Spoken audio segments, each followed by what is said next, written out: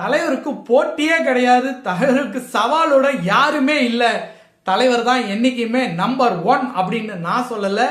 ரீசெண்டா வைரல் ஆயிட்டு இருக்கு டிஆர் அவர்களுடைய இன்டர்வியூ. அதுல டிஆர் அவர்கள் தலைவரை பத்தி சொல்லியிருக்காரு. அவர் படம் ரிலீஸ் ஆகும் போது என்னோட படத்தை நான் ரிலீஸ் பண்ணுவேன். எதுக்காகனா தலைவர் படம் ஃபுல்லானோம்னா நம்ம படத்துக்கு ஆடியன்ஸ் வருவாங்க. அதனால தலைவர் படத்துக்கு தலைவர் படத்தை அன்னைக்கு நான் என் படத்தை ரிலீஸ் பண்ணுவேன். நான் மிகப்பெரிய ரஜினி ரசிகன்.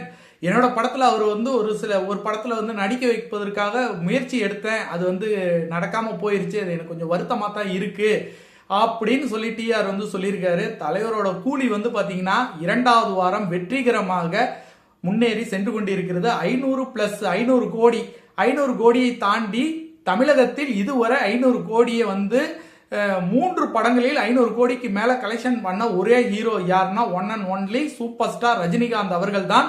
அவர்களை தவிர வேற யாருமே 500 கோடி ட்ரிபிள் 3 தடவை அடிச்சதே இல்ல.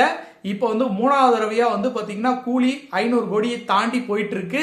இது பாத்தீங்கன்னா ஜெயிலருடைய ரெக்கார்டை இது முறியடிக்கும் அப்படிங்கறத எல்லாருடைய கருத்தா இருக்கு. இந்த வாரம் சாட்டர்டே சண்டே வரைக்கும் பாத்தீங்கன்னா ஃபுல்லா படம் மூவிங்ல இருக்கு.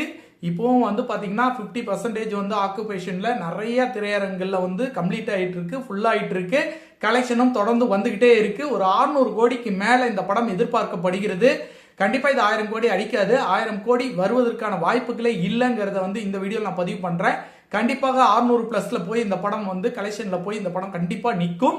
இது ஒரு மிகப்பெரிய ரெக்கார்ட் சாதனை. 500 கோடியை வச்சிருக்க முதல் ஹீரோ, தமிழ்நாட்டின் சூப்பர் ஸ்டார், இந்தியாவின் சூப்பர் ஸ்டார், என்றும் நிரந்தர சூப்பர் ஸ்டார் தலைவர் ரஜினிகாந்த் அவர்கள். என்றும் நிலையான வாழ்க்கை சந்தோஷமாக அமைஞ்சு அவர் ஹாப்பியா இருக்கணும்.